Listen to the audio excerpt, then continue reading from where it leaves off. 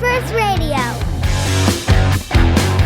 Hey, what's up, you guys? Welcome to Word First Radio, the podcast brought to you by Word First Ministries. I'm your host, Jacob O'Neill, and as always, I'm joined by my friend Cameron. Aloha. And Cameron, Yeah. today we're talking more about some of the things I heard while I was in California. Fantastic. I'm so glad. All good things. Okay. All good. Okay, good.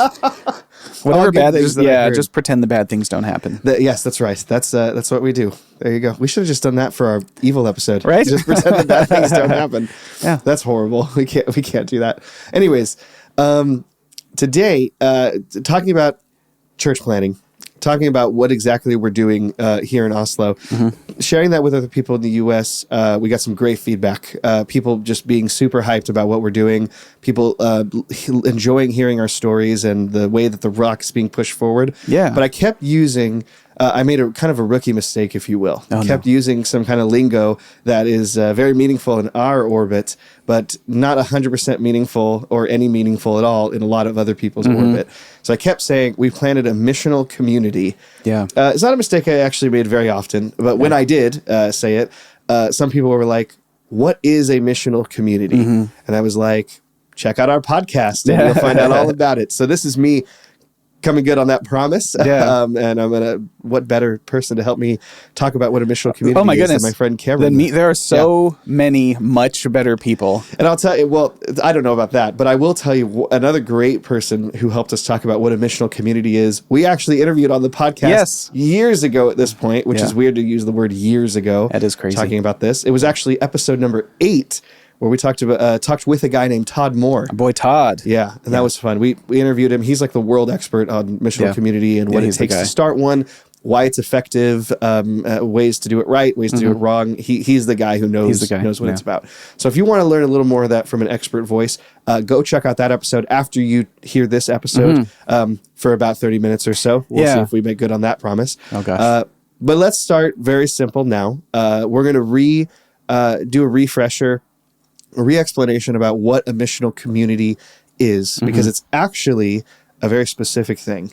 So let's talk about it. It's very specifically kind of a malleable. Yes, it's kind of a malleable thing. It's a specifically unspecific thing too, in practice. There are lots of terms that are sort of used in the Christian world to try and describe, I say a thing, but it's sort of like this family of similar things. And missional community is probably the most common term for it. You can check out Todd's website, Missional Made Simple. You could read the book Saturate. And both of those resources give you a pretty good understanding of what it is. And I'll tell you how we mean it or how we use it. The reason we tell people we're a missional community is because when we say we're a church, that produces certain expectation. It makes a certain picture in people's minds of what it is that we're doing, and not just what we're doing, but what our goals and ambitions are. Yeah, exactly. And what we're doing, and what we're doing is kind of familiar, but what our goals are and ambitions are a lot different than what you might think of when somebody says they're starting a church or they're part of a church, or when someone says, "What church do you go to?" and you answer that question. Yeah. Well, your answer to that question, I go to blah blah blah blah blah. What we're doing probably looks a lot different than what they're doing. Sure. And so we want to qualify that in people's minds so that to set the right kind of expectations for the conversation, and so that we can explain what it is that we're doing, because it's not really traditional church. And as always, when we do an episode like this, when we talk about what we're doing and why, we compare it to what we're not doing and why, and it could sound like we are criticizing what we're not doing. Yeah, exactly. And we are not criticizing. Sorry, shaking my head. I'm not talking to the mic. Let the record reflect. Let the record reflect. I was shaking my head. Go ahead. We are definitely not criticizing other ways and strategies and methods of doing church. We bless them. We love them. And the truth is that the world just needs different people doing church differently and having different strategies and different emphases and different priorities in the way that they live out being the body of Christ in the world in order to reach the whole world. Yeah. And different contexts as well. And different contexts. You can't reach all the people the same way. Exactly. Yeah. And that's definitely something everyone needs to keep in mind. I love how the way that church was done and has been done like 50 years ago, you see a lot of success with there. And by success, I'm purely defining that, at least in this context, as people coming to Christ. Yeah. So that's the only thing I mean when I say success there. You see a lot of success there. But the thing is that the world changes and people change and generations are different from one another in a very general sense. And so the church, in those respects and how it seeks to reach the context that it's in, needs to be willing to change as well. Ought to be flexible. Yeah. Ought to be flexible. The gospel doesn't change. The scriptures don't change. The eternal truth, power, and authority of God's word never changes. That is change. our rock, our foundation. It's made out of the Wolverine's bones or whatever. Like, oh my gosh. It doesn't change. It is inflexible. Right. That will never change. Because oftentimes when you talk about having flexible strategies, people are like, so what, do you mean make the gospel more palatable? Yeah. No, I don't mean that. But it is appropriate in certain contexts to make it more understandable. The gospel, like, so one of the changes we make is we don't preach the gospel in ancient Hebrew or Koine Greek. Right, yeah. It's like, no. Our world has changed. People don't speak those languages anymore. Aramaic was good enough for Jesus. Why isn't it good enough for you? Like, but you can imagine somebody making that argument, and that's more obviously silly to us. That one's obvious, but then there are other things like, so we think about how can we make the gospel more understandable in our context, and people are worried. And I think the nervousness is right. I think we should revere the gospel and its truth and power, and we should revere God's word, that it makes us nervous when we start saying things that look like we're weakening it or we're compromising on it, or we're not trusting it to have the power and authority that it does. I think the instinct is well placed, but too often then criticisms flow out of that. And so I'll just say that's just one example. Yeah, so very good. So part of what we're doing, we're doing missional community. And what does that mean? Well, it's what it means for us, which is don't do that when you're reading the Bible. That's bad hermeneutics. But we'll tell you what we mean when we use this term missional community. Yeah. And roughly, it's again, it's flexible and every community does it slightly differently. So it's kind of it's not a vague term. It's just an imprecise term. Sure. Because it's not always lived.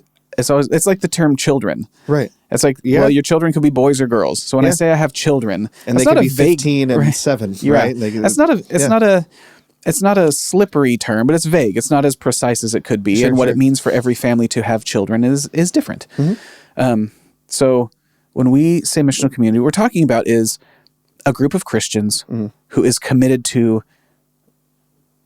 radically orienting their lives around togetherness, around living out the truth of the gospel with one another in various ways, and then making lots of space and lots of opportunities to live with and show love to and invite into community non-believers, lost people. And so the way Todd puts it is, he goes, it looks like sharing a lot of meals and going to a lot of parties. And we do is we share life with people, but in a deliberate way. So a missional community, or who we are, I don't know how often I'm going to say that term, but just trust that that's always what I'm talking about. For us in our context, what it means is we consider our lives, whatever those rhythms and routines are, to be a mission in the world. And that mission looks like the picture of heaven that Jesus gives to John in the book of Revelation, where he says, and I look out and I see people from every people group and nation and tribe and language, and they're all worshiping and serving God together. Okay. Yeah. Our mission is to contribute to that. So we've come to a people who, with a different language and a different tribe, a different people group, to introduce them to God and add them to God's family, something like that. Like, let them know the adoption papers are in, right? It's done. You just sign here and live as a child of the King, something like that. I know that's all metaphorical and slightly hoobajoo, but no, you're fine. The more poetically inclined among us will appreciate it. But it's not good enough to be poetic. That's bad poetry. Anyways, so our goal is evangelism. It's like we can't evangelize after the kingdom comes, I don't think. So after the fullness of the kingdom has been realized and heaven and earth have been remade and God's people live with him forever, like that's it. Those are the only opportunity that we have in order to be reconciled to God forever happens in this temporary life on this pale blue dot. Right. And so we conceive of our current life, our temporal life, as a mission. And what is that mission? It's to extend the grace of God it's to seek and save the lost. What Jesus was up to is to continue his work in the world. And the way that it works itself out is, again, it's like in our regular rhythm. So if you have a regular job, which some in our community do have like a regular job, how am I a missionary in that context? Like, how am I reaching people with the gospel, with the love of God, and with the good news of salvation in Christ? How am I doing that? And how am I doing that in my regular life? How am I meeting people? How am I reaching out to and actually connecting with lost people, and then inviting them into Christian community so that they can taste and see that the Lord is good and see what gospel life looks like. And what, because according to the scriptures, we have eternal life now. We're not waiting for it.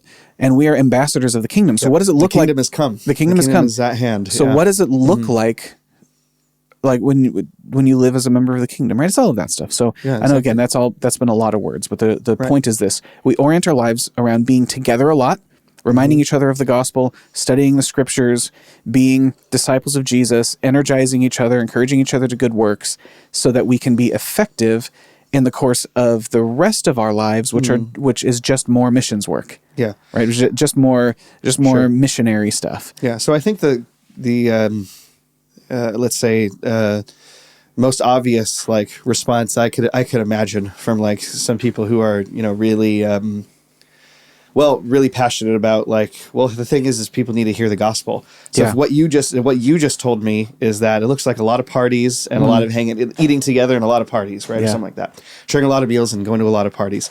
Yeah, but is anyone here actually hearing the gospel? Like what happens when No, we don't do that. Yeah, exactly. Well, so the point is not everybody is prepared to hear the gospel.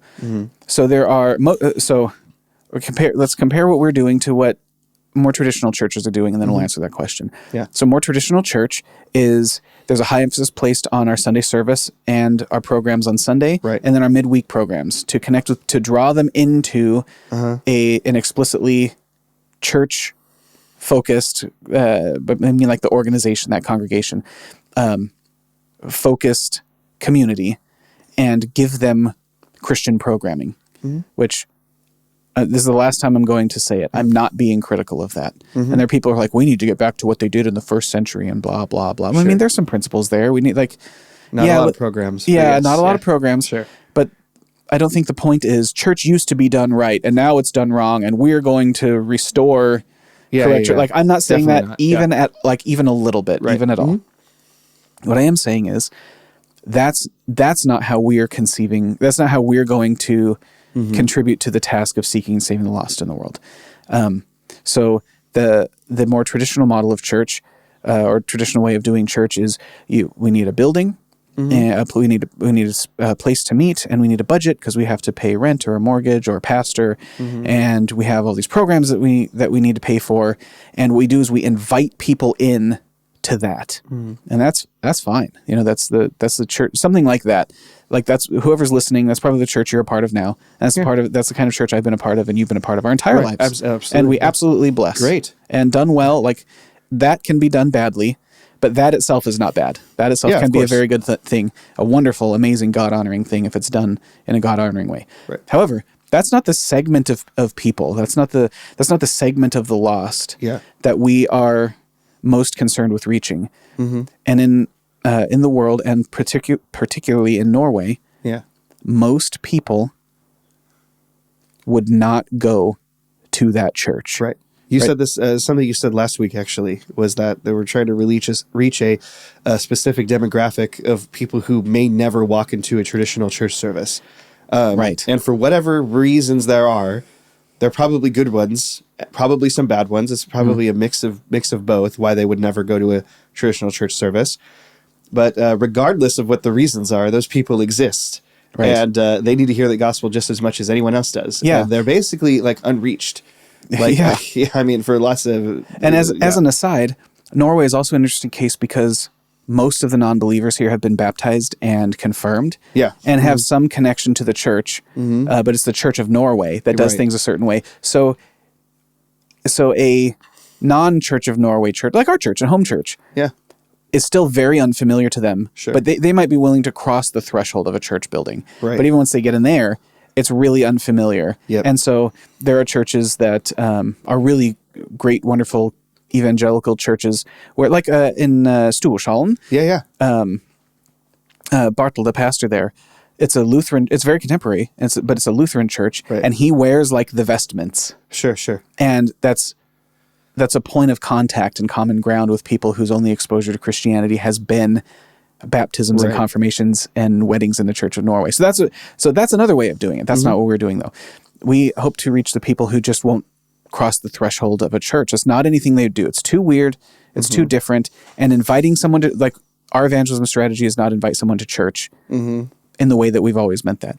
Right. Our evangelism strategy is inviting people to church, though, in a different way. And that is different way, that we've designed our life and time around making space for people at different stages in their Christian walk, from, you know, on the one end of the spectrum being enemies of God and haters of Jesus, right, to the other end of the spectrum, committed disciples of Christ who are a church community together. Sure. And then things in between. And so our community is together on 21 times a month on average. I mean, some months have more weeks and blah, blah, blah. But in a regular month, it's 21 days of stuff together and 9 days of nothing scheduled together. So there's a lot of togetherness. Right. That togetherness is to disciple one another and to build each other up and to sharpen each other. But it's also lots of place for lost people to be in community with Christians. And so we have game nights and meal nights that are just for our community. We have brunch once a month. We have a kind of I say debate club. That's not what it is. But we have a argumentation group. Discussion group. It's sure. A discussion group for skeptics and Christians to get together to talk about Christian ideas. Yeah, Christian ideas. We do that every week. Yeah. We want to make space for people at different parts in different areas. Different phases of their spiritual journey, their religious journey, whatever that is. And so then the question you asked was, okay, but when do these people hear the gospel? Right. Well, the idea is that they hear the gospel clearly and often. And that's something that we're doing in the context of living together. So it's not, please don't mishear me, but it's not sort of a story they hear. It's not people explaining their religion on a Sunday service. So someone shows up to a traditional Sunday service and they go, oh, that's what Christians believe. We're doing something different where our idea is to live the gospel with one another, and they see and invite people in to see what it is. How do Christians, what does Christian life look like? How do people live well? How do they devote themselves to Jesus? How do they schedule their lives? How do they share their things? How do they deal with conflict? Right. How do they worship? How do their lives reflect the good news? And why do they live like this? Because of the gospel. And that we hope to create lots of opportunities to share the gospel in words, to make it real with the way that we live, and to help each other do that. Because all of us can be a better community to a lost person than one of us can. So there's extreme benefit in Jacob making a friend who is lost and spending lots of time with that person and talking about the gospel. And Jacob does that. That's very valuable. But it is also valuable for that person to spend time around even more Christians. Sure. And realize not just that we're sincere, but to be able to see the truth of the gospel in the way that we live. Yeah, of course. Because though any of us could, right? Like probably, most of us probably could meet with one non-believer that we know and share the gospel with them probably as good as anybody, and that could be awesome and that would be perfect. Maybe that's the only time they ever hear the gospel in their whole life, which is great, and God works through that every day. He works using those opportunities every day, but it's better if he not only just hears the gospel, he or she not only hears the gospel from me, but hears it from Cam in a different way, hears it from Yoningva in a different way, hears it from Marissa, my wife, in a different way, and then sees all of us living it together at the same time. And so my blunt answer to the question is, well, when does anyone actually hear the gospel? And I take that literally, hear it word for word. All the time. All the time. So we talk about it all the time. My problem, if it can be called a problem, is that most strangers don't really spend a few minutes with me talking about our own lives without hearing the gospel in a minute. And it's just because I'm not Definitely not trying to say like I'm so holy for that, because sometimes it can be annoying, but I don't really care. But it's just because I'm so practiced at weaving in the gospel to mundane conversations in a natural way that doesn't like make me look super weird, but so that someone can hear not only this thing I believe, but how I think this thing is true about the world and affects their life as well. Yeah. And other people in our group are also becoming like more practiced at it and do that all the time. So Jon Ingve, well, I hope he will share, the story one time where he was confronted with this idea of living more explicitly Christian, and how he has kind of just taken that idea that I've been thinking about for a while. And after we talked about it, he just has taken that idea and is like running with it, and he's doing great. And so when are people actually hearing the gospel with our words? The answer is all the time. It's often, people at our game nights hear it. People at our Skeptics evenings hear it. People at our, not too many have come to brunch yet, because we only have those once a month. But all the time, non-believers. Just this last weekend on Saturday when we went out evangelizing, someone heard the gospel for the first time in public. That's so good. So all the time, we're sharing the gospel with our words and actions all the time. And not everything we do is a Bible study. Yeah. But should feel safe enough and normal enough that we make actual friends. Like, I don't want people always to feel like they're projects. Exactly. Or that we're whatever. Like or that I have an ulterior motive. Like, they know, all of my friends know my motives right away. Right. So there's no one who's unclear. Like, nobody's unclear that I believe the gospel and that it applies to them, and that they have the opportunity to be a member of God's family also. Yeah. So we avoid the sort of bait and switch thing, right? We're not inviting people over for dinner and then doing like an Amway presentation. Yeah, exactly. But it looks different than what church looks like. So for example, we have our own worship services. We do them in my home every other Sunday, because for now, and this will change at some point, and we're experimenting. We're discovering what works for the group, and like our various personalities and abilities and desires and gifts, and it requires some experimentation. But we meet for worship service on alternating Sundays, and then in between Sundays, we're still members of home church, and so we participate in church service there. But our worship services, like, they're not open. Yeah. We don't advertise them. And if you came and you were not a Christian, it would be weird for you. And unlike other churches that are concerned with, how do we design our program so that it reaches the non-believers who are going to be here. Sure. That's just not one of the things that we're concerned with. Well, and I think we talked about this last week, or the last episode or the episode before. I spent probably too much time on that. Yeah. But that one of the things, so that's our Sunday. Well, can I give an analogy real quick to maybe help illustrate the idea? Yeah. So I don't know who listening to this has ever been to a Muslim worship service on a Friday. Yeah. Okay. They pray. It happens 5 times a day on Friday. They go to their mosque and they do a worship service, their own version of like a worship service there. Okay.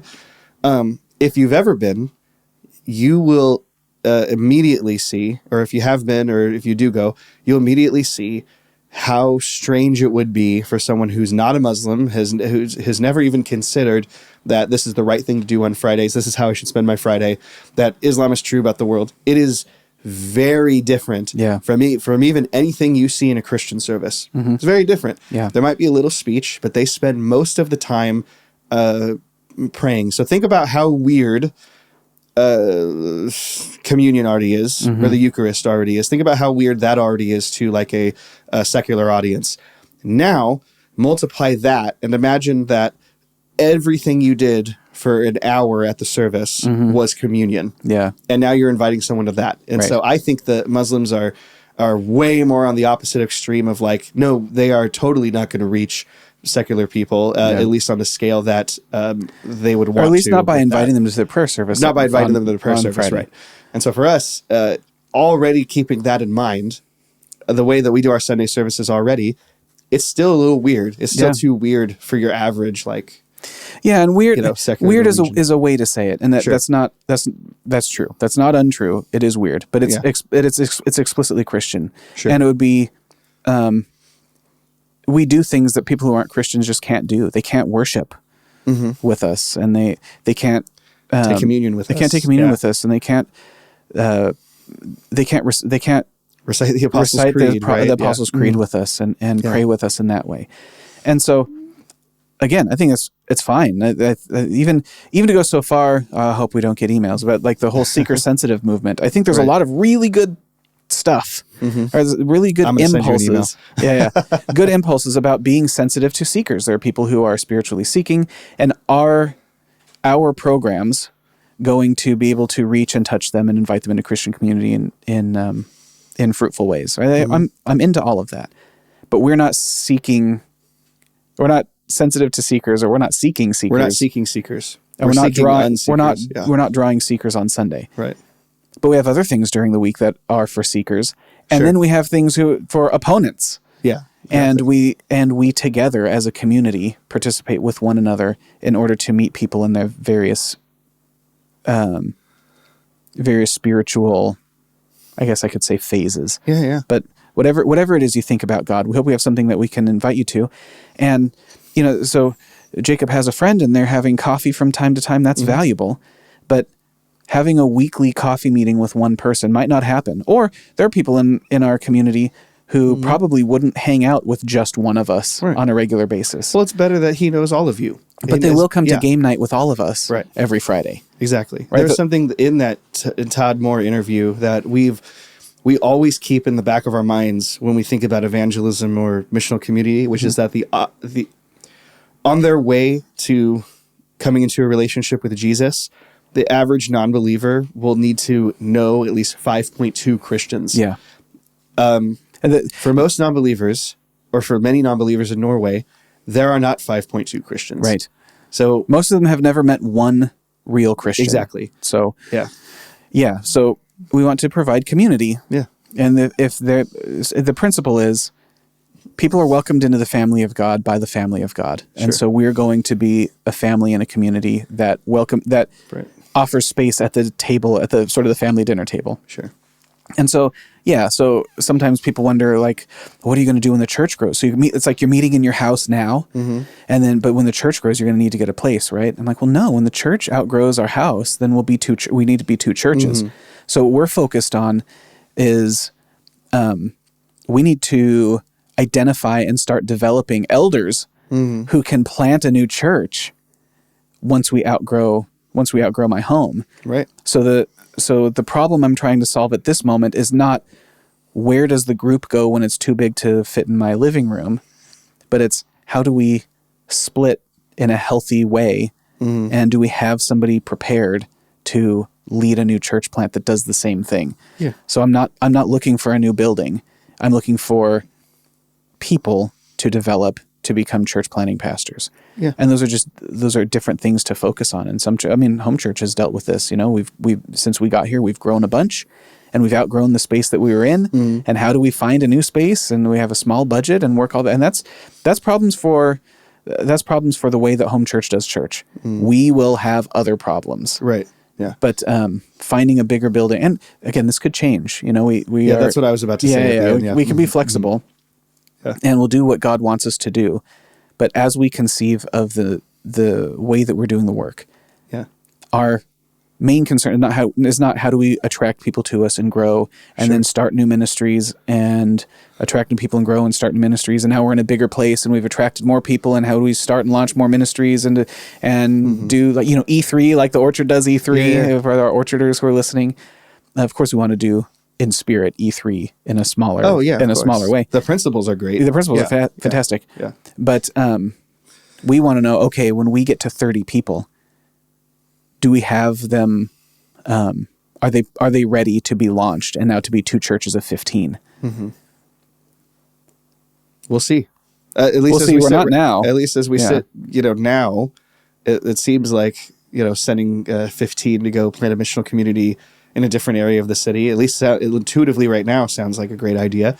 I pray that it still is. Yeah. But I pray more that if the time comes where God wants us to throw out the book and keep His book, we will. Yeah. I pray that we have the humility and courage to do that, and the wisdom to find out how to do that. So it's all. I think the one thing I want to just reiterate here, right at the very end, and then you can say what you want about it because I know you will. Yeah. Is that there was something you said earlier, which was like how for most churches, like Sunday, like is the main thing or like the main program right here.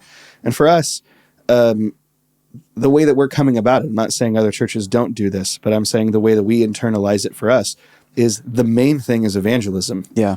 Throughout every course of our life. You know, we live explicitly Christian lives and we live explicitly Christian lives together. Yeah. And we can't trip over a rock without realizing how it touches the gospel. Right. How do I make way. meaningful gospel contact in all of the areas of my life, including which cafe I choose and how I talk to the people who serve me there and the grocery store that I go to and how I send my kids to school and how I participate in their programs there. Yeah. And I mean, meaningful gospel contact, you know, not being a Christian who breathes the same air. Yeah. But like meaningful gospel contact. Now it's a challenge, but I promise you, if you're listening, it's easier than you might think. We have to at least be Christians who breathe the same air. At least, yeah. But that's like the minimum requirement. We have to at least do that. Condition, yeah. But how are we also treating the whole of our lives as being missionally minded, but just being gospel minded, being evangelism minded, and evangelism. I mean, it means a lot of things. It's really complex when you talk about it. But it's like, how do we reach people with the love and grace of Jesus? Right. And how do I focus my life? How do I focus all of the things I do? And we're better and we're not, I don't know that we're very good at it, but we're working on it. We're figuring it out. We're learning how to do that. How do I order my coffee in a gospel communicating way? We're learning. And how do I do it in another language? We're learning. Right. But we've said before, I don't know if I've used this metaphor on the show before, but this is how we've thought about it. And this is how we've talked to people about it since before we came to Norway. In the kinds of churches that we are used to, Sunday is like a vacuum cleaner. What we're doing is we're applying lots of energy to draw in as many people as we can, and when we draw them in, then we reach them with the gospel in various ways, and we put them around Christians who are doing Christian things in various ways. And we have all the programs, all the things we do at church on Sunday. So we draw in as many people as we can. We advertise broadly. We welcome non-believers and outsiders, and we make them feel like insiders, etc. But the energy is in sort of sucking the people in and then serving them while they're here. And the way that we've conceived of what we're doing is our Sundays are less like a vacuum cleaner and more like a slingshot, which is our energy is used to, our focus is on energizing us to be effective in the whole rest of our life. So you can imagine drawing back the, I guess it's the sling, drawing back whatever thing you're going to shoot at the squirrel, pulling that thing back. What you're doing is you're putting energy into the system, you're focusing it, you're practicing, and you're orienting that steel ball or whatever so that it has lots of energy behind it, and it's going to be effective, right? You're putting energy behind it, and you're focusing and aiming that energy on a specific goal and a task. So our Sundays, that's just one of our sort of, call it programs, one of the things we do, but it's less about sucking people in and serving them when they're here, and it's more about us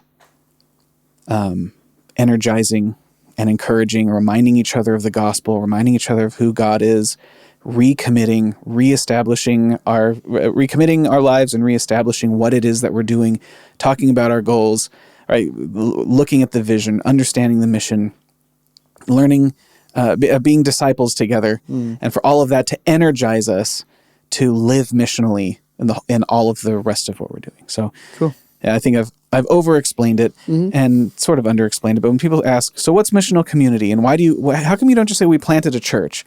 It's like when we say we're a church plant, that means something different than what most